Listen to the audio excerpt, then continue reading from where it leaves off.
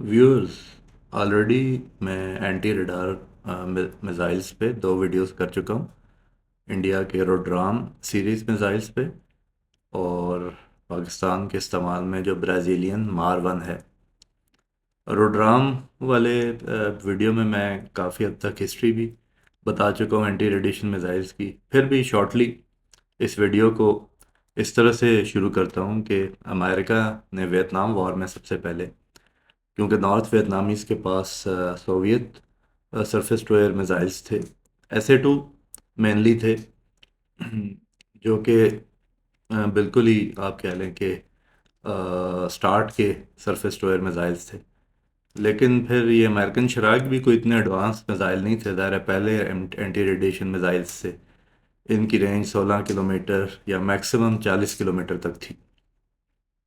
तो इस वजह से अमेरिकन पायलट्स इतने खुश भी नहीं थे, क्योंकि सक्सेस रेट जो इस मिसाइल का था वो कोई 25% था। जो सोवियत SA-2 थे उनका भी कोई रिकॉर्ड इतना अच्छा नहीं था। अमेरिकन असेसमेंट के मुताबिक कुछ 10% मतलब सक्सेस रेट भी नहीं था SA-2 का। लेकिन बहरहाल ये है कि उनका मौजूद होना जो है उनको रोकने के लिए काफ़ी था। तो अब अगर हम आज के मॉडर्न एंटी रडार मिसाइल्स की तरफ आएं, तो सबसे पहले जो सबसे ज़्यादा इस्तेमाल होने वाला अमेरिकन कैंप में जो मिसाइल है वो AGM-88E। ये अमेरिकन डेजिग्नेशन होती है और फिर साथ उसका आप कह लें कि एक निक नेम टाइप होता है। अब ये AGM-88E तो मतलब इसकी एक डेजिग्नेशन है, और जो आगे इसका नाम है वो हार्म है, HARM, और उससे बनता है high speed anti radiation missile. तो जो इसका सबसे लेटेस्ट वर्जन चल रहा है AGM-88E, उसके बारे में ऐसा है कि ये जो ओरिजिनल हार्म मिसाइल था ये इसने रिप्लेस किया अमेरिकन जो पहले इससे पहले शराइक मिसाइल चल रहा था, या स्टैंडर्ड आर्म भी उसके बाद कुछ अरसे चला। तो उन दोनों को रिप्लेस किया इस हार्म ने, और सबसे लेटेस्ट वर्जन जो है वो AGM-88E, इसका ई वर्जन चल रहा है। तो ये अमेरिका अपने EA-18 यानी कि FA-18 का जो इलेक्ट्रॉनिक वारफेयर का वर्जन जो स्पेशलाइज्ड जहाज़ तैयार किया गया है उसे EA-18G कहते हैं। उस पे वो इस्तेमाल करता है। इटली के टोर्नेडो इस्तेमाल करते हैं, अमेरिका के F-16CJ मॉडल करते हैं। इसराइल भी 2013 से इसको यूज़ कर रहा है। यूक्रेन ने अपने जो सोवियत ओरिजिन के जहाज़ थे, SU-27 और MiG-29, उनको भी मॉडिफाई करके उनके ऊपर से ये वाला एंटी रडार मिसाइल यूज़ कर रहा है। और अगर रेंज के हिसाब से जाएं तो ये जो मिसाइल है इसकी ओरिजिनली तो 148 किलोमीटर रेंज थी, लेकिन जो इसका जी वर्जन है, यानी ई के बाद जो जी वर्जन है, इसमें 300 किलोमीटर तक रेंज हो जाती है। तो ये रफली अगर इंडिया पाकिस्तान कॉन्टेक्स्ट में देखें, तो इंडिया का जो रुद्राम का 3 वर्जन होगा वो 300 किलोमीटर तक इंडिया प्लान कर रहा है। तो आप ये कह सकते हैं कि रफली एट पार विद अमेरिकन्स वो सोच रहे हैं कि वो अपने रुद्राम मिसाइल को लेके जाएंगे, या एट पार विद अमेरिका का जो लेटेस्ट ये मिसाइल है। अच्छा, अमेरिका ने 1985 में इसको इंट्रोड्यूस कराया। इसका वॉरहेड जो है वो 68 kg का है, 68 kg। और मैंने जैसे कि बताया कि यूक्रेन ने अपने सोवियत ओरिजिन के MiG-29 और SU-27 जहाज़ों को मॉडिफाई करके अब वो भी ये वाला मिसाइल कैरी कर सकते हैं। उसके बाद अगर हम सोवियत ओरिजिन के एंटी रडार मिसाइल्स, यानी कि अब रशिया जो है जो एंटी रडार मिसाइल यूज़ कर रहा है, वो जो फेमस हैं और जो सबसे ज़्यादा जो यूज़ हो रहा है वो KH-31P है। और जो पुराना सोवियत मिसाइल था इससे पहले, उसको KH-58 कहते थे। उसकी 120 किलोमीटर रेंज होती थी। जो नया वाला KH-31P है रशियन, इसकी भी रेंज कोई इतनी बड़ी नहीं है, उतनी ही है तकरीबन। लेकिन ये मुल्क क्यों ज़्यादा रेंजेस की तरफ अभी तक नहीं गए, शायद इसकी रीजन रीज़न ये है कि ये जो बड़े ममालिक हैं, इनके पास स्टेल्थ एयरक्राफ्ट हैं जो काफ़ी हद तक दुश्मन के एयर डिफेंस के अंदर पेनिट्रेट कर जाते हैं, और उसके बाद अंदर आके फिर रडार्स को हिट करना उनके लिए बहुत लॉन्ग रेंज मिसाइल नहीं चाहिए। और फिर ज़ाहिर है अगर आप बहुत लॉन्ग रेंज मिसाइल बनाएंगे तो उसका वेट भी बढ़ेगा, तो जहाज़ों की कैरिंग कैपेसिटी का भी एक मसला होता है। तो इस हिसाब से देखा जाए तो सोवियत भी एंटी रडार जो ये मिसाइल है, ये रफली आप कह लें कि 110 से 120 किलोमीटर रेंज ही है इसकी। ये 1988 से सर्विस में है। इसकी स्पीड मैक 2.7 से मैक 3.5 तक है। वारहेड इसका 87 केजी का है। और इसकी भी जिस तरह नॉर्मली एंटी रेडिएशन मिसाइल में होता है, पैसिव रडार गाइडेंस है, इनर्शियल भी है साथ। और इसको इस्तेमाल करने वाले में Russia, Serbia, China, India, Egypt और अल्जीरिया हैं। जो पहले मैंने अमेरिकन हार्म मिसाइल बताया था, उसमें अमेरिका के जितने भी करीबी एलाइज हैं, उन इंक्लूडिंग इसराइल और या यूरोपियन मुल्क हैं या मिडिल ईस्ट में अमेरिका के एलाई हैं, उन सारों ने ये मिसाइल लिया हुआ है जो हार्म मिसाइल है। तो एक अमेरिकन और एक रशियन भी मेन हो गया। तो तीसरा जो ऐसा मिसाइल है जो ज़्यादा फेमस है, वो यूके ओरिजिन का है। उसे अलार्म कहते हैं, ALARM। शायद जिसका जो जो इससे बनाना चाह रहे हैं वो था air launch anti radiation missile. इसकी रेंज भी रफली 100 किलोमीटर है, यानी कि 93 किलोमीटर है। स्पीड जो है वो मैक 2.5 प्लस है। 1986 से इस्तेमाल हो रहा है।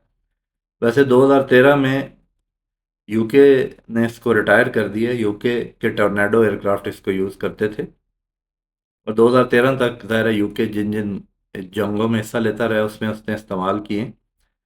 जो दूसरा यूज़र है इसका, वो किंगडम ऑफ सऊदी अरेबिया है, जो अभी तक यूज़ कर रहा है। और डेफिनेटली उसके टोर्नेडो जहाज़ों पे ये वाला मिसाइल है।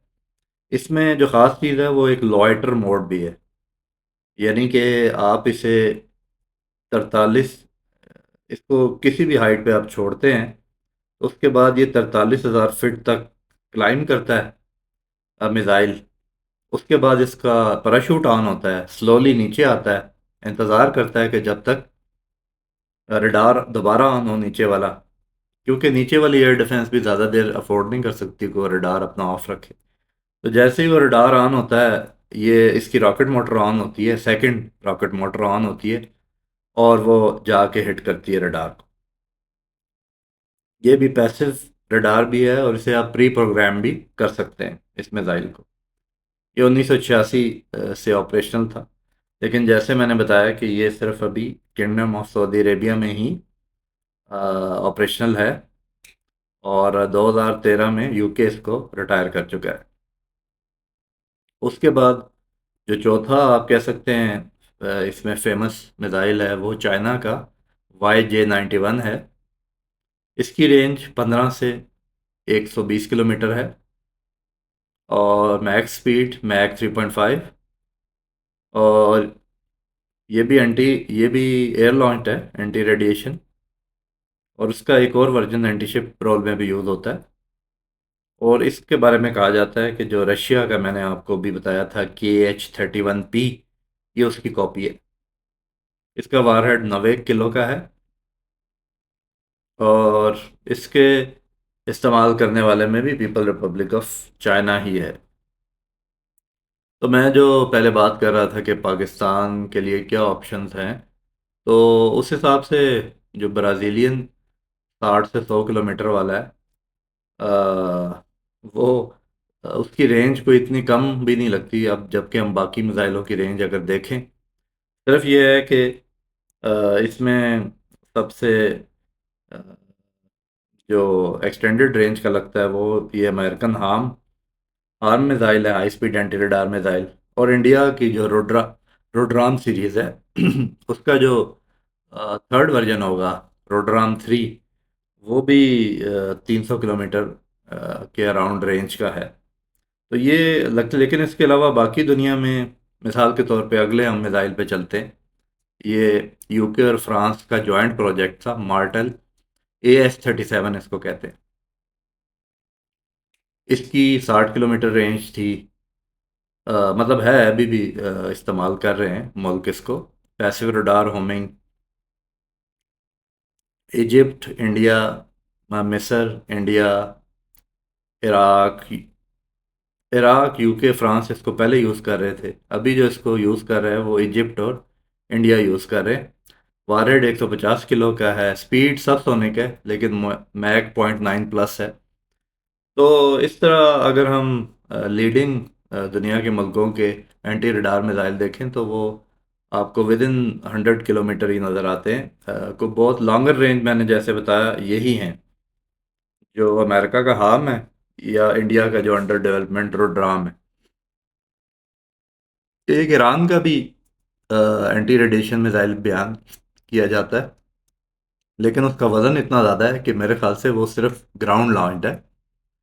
तो ग्राउंड लॉन्च कोई इतनी यूनिक बात नहीं है, एंटी रेडिएशन मिसाइल का ग्राउंड लॉन्च होना। मैंने जिस तरह बताया, शराइक जो AGM-45 अमेरिकन मिसाइल था पुराना, इसराइल ने उसको ग्राउंड एक टैंक के चेजेस पे लगा के उसको as a ground launch anti radiation missile भी इस्तेमाल किया है अरब इसराइल वॉर्स में।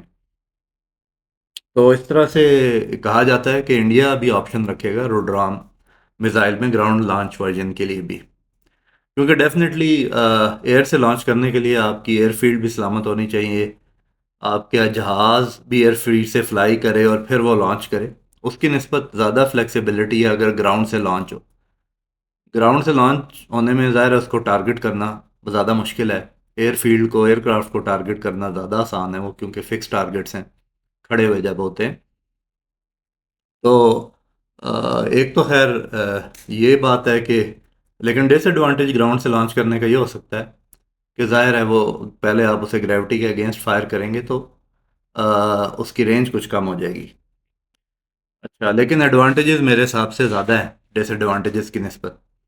तो ईरान ने भी इसी तरह का एक कहते ही हैं कि ईरान का जो फतेह 110 टैक्टिकल बैलिस्टिक मिसाइल है उस पे बेस करता है। इसको हुर्मुज 2 कहते हैं, हुर्मुज 1 भी उन्होंने बनाया था। तो हुर्मुज 2 जो है, इसका वॉरहेड कहते हैं 600 किलो है, जो बहुत ही, मतलब इससे आप बड़े बड़े शिप्स भी तबाह कर सकते हैं और भी बड़े टारगेट तबाह कर सकते हैं। तो बहुत अनयूजुअल है ये वॉरहेड का जो साइज़ है। तो इसकी गाइडेंस जो है वो एक्टिव और पैसिव दोनों है, और मैक स्पीड इसकी 4 से 5 के दरमियान बताई जाती है, जो बड़ी अनयूजुअल बात है। इसका टेस्ट मार्च 2017 में हुआ। डिस्प्ले इसको 11 मई 2014 को किया गया। तो मैं ये इस बारे में कह सकता हूँ कि ईरान की कुछ चीज़ों को बहुत बढ़ा चढ़ा कर वेस्टर्न प्रेस भी बताती है। मकसद ये है कि अरबों को डराना, सीधी सी बात है। जो उनके मिडल ईस्ट की पॉलिटिक्स के जो ऑब्जेक्टिव हैं वेस्टर्न मुल्कों के, वो ये है कि अरबों को ज़्यादा से ज़्यादा डराया जाए ईरान से।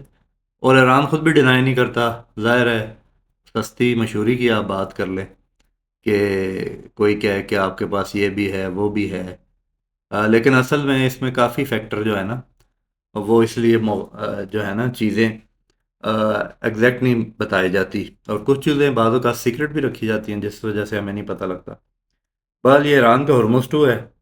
इसके अलावा जो एक चाइनीज़ ओरिजिन का LD-10, LAI-10 इसको कहते हैं, ये भी एंटी रेडिएशन मिसाइल बयान किया गया है, जो कहते हैं कि SD-10 पे बेस है। SD-10 जो एयर टू एयर मिसाइल है, जो पाकिस्तान J-17 पे भी यूज़ करता है। इसका वारहेड 20 किलो का, वेट इसका 200 किलो, और रेंज 80 किलोमीटर। एक्टिव और पैसिव रडार दोनों। ये एविक चाइना की कंपनी बनाती है। बाद लोगों के ख्याल में पाकिस्तान भी इसको यूज़ कर रहा है, लेकिन कोई किसी ट्रस्टेड जगह पे मैं ये मालूम नहीं कर सका। अगर आपको इल्म है तो मुझे कमेंट्स में ज़रूर बताएं कि कोई सेल का जो है ना पाकिस्तान ने एक्सेप्ट किया हो या चाइना ने ऐलान किया हो। लेकिन मुख्तलिफ जगहों पे इसको ये भी दिखाया गया है कि ये लाइडेन 10 जो है पाकिस्तान के पास है। हालांकि मतलब मार वन के मौजूद होते हुए इसकी कोई ख़ास एडवांटेज नहीं है रेंज का भी इसमें। लेकिन इसका एडवांटेज ये ज़रूर हो सकता है कि ज़ाहिर है SD10 से कॉमनैलिटी की वजह से आप इसे आसानी से इंटीग्रेट भी कर सकते हैं JF-17 जैसे जहाज़ों के साथ। और दूसरा, कंपोनेंट्स की भी कॉमनैलिटी हो सकती है जिसमें आपको इंजीनियरिंग और लॉजिस्टिक्स के फ़ायदे हो सकते हैं, इसकी रिपेयर में, इसकी स्पेयर्स की मैनेजमेंट में, उस तरह के फ़ायदे ज़रूर हो सकते हैं। बहरहाल ये कोई कंफर्म खबर नहीं है। तो मेरे ख्याल से जितने इम्पोर्टेंट एंटी रेडिएशन मिसाइल थे वो मैंने कवर कर ली। आप कमेंट्स में बताना चाहें किसी और मिसाइल के लिए तो वेलकम है। आप और भी किसी किस्म का सवाल पूछना हो या किसी किस्म का कमेंट देना हो तो ज़रूर मैं इनकरेज करता हूँ। तो आज के लिए इतना ही। मेरे ख्याल से मैंने एंटी रेडिएशन मिसाइल्स का टॉपिक कवर कर लिया। अब किसी और टॉपिक की तरफ जाएंगे इसके बाद। Take care. बाय।